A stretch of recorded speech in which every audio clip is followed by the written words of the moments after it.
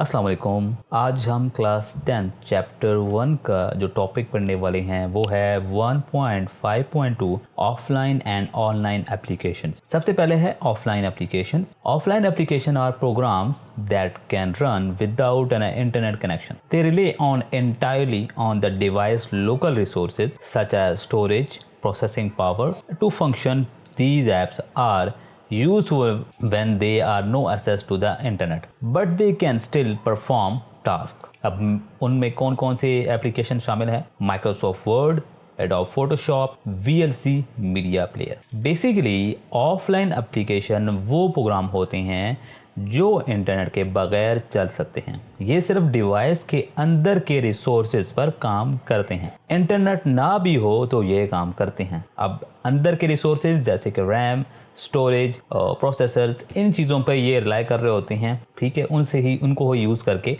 अपने task perform कर रहे होते हैं। जैसे कि माइक्रोसॉफ्ट वर्ड है, लिखना और डॉक्यूमेंट्स एडिट करने के लिए आप यूज़ करते हो। एडोब फोटोशॉप है जिसमें आप इमेजेस एडिट करने के लिए यूज़ करते हो।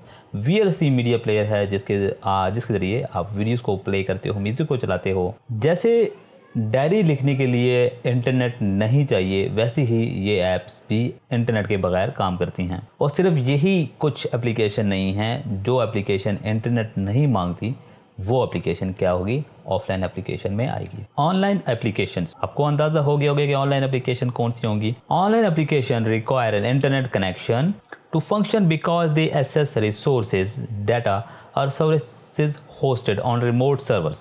These apps often provide real-time data and collaborative features. कौन सी एग्जांपल्स हैं? जैसे कि गूगल डॉक्यूमेंट, स्पॉटिफाई, जीमेल वगैरह। यानी कि ऑनलाइन एप्लीकेशन को चलाने के लिए इंटरनेट ज़रूरी होता है क्योंकि ये किसी दूसरी जगह सर्वर से डाटा लेती हैं। ये ऐप्स रियल टाइम काम करती हैं और दूसरों के साथ मिलके काम करने को मौका देती हैं। For example Google documents live document लिखना और शेयर करने के लिए होता है। स्पॉटिफाई ऑनलाइन म्यूजिक सुनने के लिए होता है। जीमेल ईमेल भेजना और रिसीव करने के लिए होता है। ये ऐप्स तभी काम करती हैं जब इंटरनेट हो, जैसे ऑनलाइन गेम या यूट्यूब वीडियोस देखना। ये सारी क्या चीज़ हैं? ऑनलाइन एप्लीकेशंस हैं। उसके बाद है 1.5.3 uses of common productivity application software. यानी कि ये सॉफ्टवेयर की टाइप है, ये एग्जाम्पल्स हैं और उसका फिर यूज़ क्या है। जैसे कि वर्ड प्रोसेसर, ठीक है, वर्ड प्रोसेस माइक्रोसॉफ्ट वर्ड और आपके गूगल डॉक्यूमेंट्स शामिल हैं। अब इसमें क्या होता है? Writing essays, reports, letter, resumes and professional documents. उसके बाद है सेपरेट शीट्स जिसमें माइक्रोसॉफ्ट एक्सेल भी आप यूज़ कर सकते हो, गूगल शीट्स भी यूज़ कर सकते हो। इसलिए यूज़ होता है बजटिंग वगैरह करने के लिए, फाइनेंशियल एनालिसिस करने के लिए, ट्रैकिंग, इन्वेंट्री या डाटा चार्ट्स बनाने के लिए यूज़ होता है। उसके बाद है जी प्रेजेंटेशन सॉफ्टवेयर। प्रेजेंटेशन सॉफ्टवेयर कौन से हैं हमारे पास? Microsoft PowerPoint, Google Slides वगैरह। बिजनेस प्रेजेंटेशन, एजुकेशनल लेक्चर्स या प्रोजेक्ट प्रपोजल बनाने के लिए भी यूज़ होता है। उसके बाद डाटाबेस मैनेजमेंट के लिए हमारे पास कौन से सॉफ्टवेयर हैं, एप्लीकेशन हैं?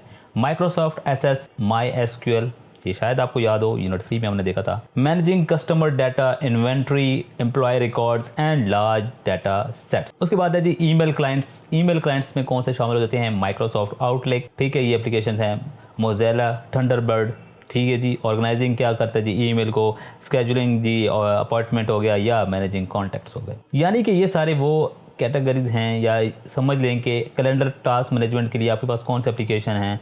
Google Calendar, Microsoft To Do, ठीक है। तो वो क्या काम करते हैं, ये उसकी यूज लिखा हुआ है। PDF एडिटर्स के लिए आपके पास कौन से सॉफ्टवेयर हैं या एप्लीकेशन है? वो ये वाले हैं। इसी तरह ग्राफिक डिजाइनिंग सॉफ्टवेयर भी कौन सी कैटेगरीज में आते हैं? ये आते हैं। इस तरह की ये बातें क्यों हैं, ठीक है। इसको आप देख लें, ये सारी चीज़ें आपके सामने हैं, मतलब आपने कंप्यूटर में यूज़ किए होंगे।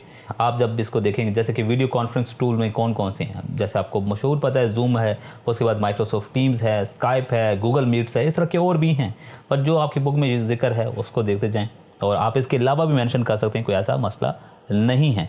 और आप इसको पता है कि आप इसके अंदर क्या काम कर सकते हैं, जैसे कंडक्ट मीटिंग्स हो गया, वर्चुअल क्लासरूम्स हो गई, ऑनलाइन कोलैबोरेशंस भी करते हैं लोग, ठीक है। यहाँ तक क्लियर है? चलें आगे। उसके बाद टॉपिक है 1.5.4 एप्लीकेशन पैच। अब ये कौन सा पैच है? An application patch is a piece of software design to update, fix or improve an existing program or it is supporting data. Patch address issues such as security, vulnerabilities, bugs over performance problems and can also add new features over functionalities to the application. अब key function of application patches क्या हैं, जैसे कि fix bugs, improve security, enhance performance, add future और example के तौर पर security patch for Windows वगैरह, गेम अपडेट्स वगैरह। ठीक है, सिंपल। अब सुनो कहता क्या है। एप्लीकेशन पैच एक छोटा या एक छोटी सी सॉफ्टवेयर फाइल होती है जो किसी एग्जिस्टिंग प्रोग्राम को अपडेट, ठीक या बेहतर बनाने के लिए होता है, जो यहाँ पे लिखा हुआ है। बात आई समझ? यानी कि ये पैच सॉफ्टवेयर के प्रॉब्लम फिक्स करती है। ये पैच सॉफ्टवेयर की प्रॉब्लम फिक्स करती है जो ऑलरेडी आपके सिस्टम में इंस्टॉल्ड है या आपके मोबाइल में इंस्टॉल्ड है। जैसे कि कौन सी प्रॉब्लम्स है? सिक्योरिटी का इशू हो, बग्स हो यानी कोई ग्लिच मिलिच हो, कोई एरर आ रहा हो, या स्पीड प्रॉब्लम हो, एप्लीकेशन ओपन में टाइम ले रही है, या कुछ भी हो सकता है।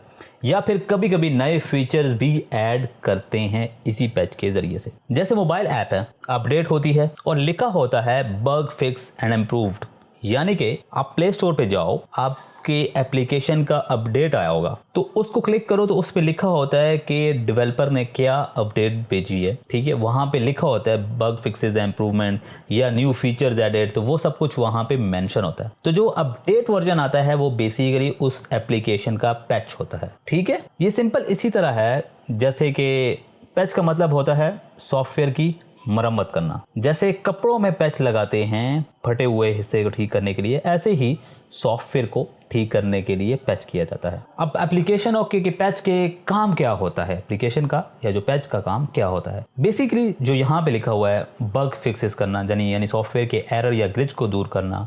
उसके बाद क्या है जी, इम्प्रूव सिक्योरिटी, यानी कि जो सॉफ्टवेयर के अंदर कमजोरियां हैं उसको ठीक करना ताकि हैकर्स अटैक ना कर सकें। परफॉर्मेंस इंप्रूवमेंट कैसे होती है कि सॉफ्टवेयर को और तेज और स्मूथ बनाया जाए, यानी क्विक रिएक्शन हो। रिएक्शन कैसे? क्विक एक्शन हो, जब आप क्लिक करो तो बटन क्लिक हो जाए और वो एप्लीकेशन परफॉर्म करना जाए या जल्दी ओपन हो करे। ठीक है, इसी तरह अगर नए फीचर ऐड करने हैं प्रोग्राम में, नए टूल्स या ऑप्शन देना वगैरह के होते हैं। ठीक है, जैसे कोई गेम अपडेट होती है, आप पबजी की गेम अपडेट कर रहे होते हो तो उसमें क्या होता है, नए मैप्स आते हैं ना, मैप्स आते हैं, नई गन्स आती हैं, तो वो बेसिकली क्या होता है, उसका एप्लीकेशन पैच हुआ होता है। हम तो उसको अपडेट कहते हैं मगर कंप्यूटर की जुबान में उसको एप्लीकेशन पैच कह सकते हो या कहते हैं। ठीक है, यहाँ पे क्लियर हुई बात। और पैच अपडेट का मतलब सिर्फ नए फीचर नहीं बल्कि आपका जो सॉफ्टवेयर है ज़्यादा सिक्योर और स्मूथ भी बनाया जाता है या उसको ना ठीक किया जाता है।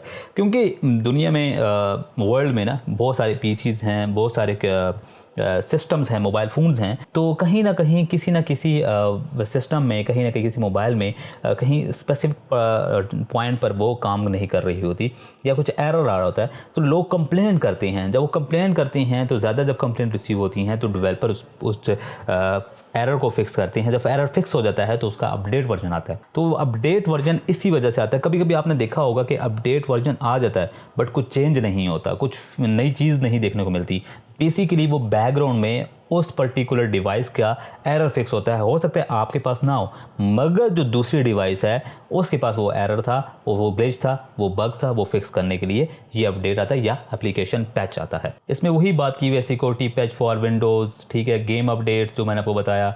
इसी तरह एडोब के जो पैच आते हैं, एडोब फोटोशॉप्स के जो भी जितने भी वर्जन हैं ना उनके, adobe premium pro, after effects, उन सब के सिक्योरिटी अपडेट्स आते हैं। नॉर्मली अपडेट्स भी आते हैं कि कोई हैकिंग से कोई बग्स आ जाता है ना कि किसी के ज़रिए से वो हैकर जो हैं सॉफ्टवेयर को हैक कर रहे होते हैं, सिस्टम को हैक कर रहे पहुंच रहे होते हैं, तो उनको फिक्स करते हैं।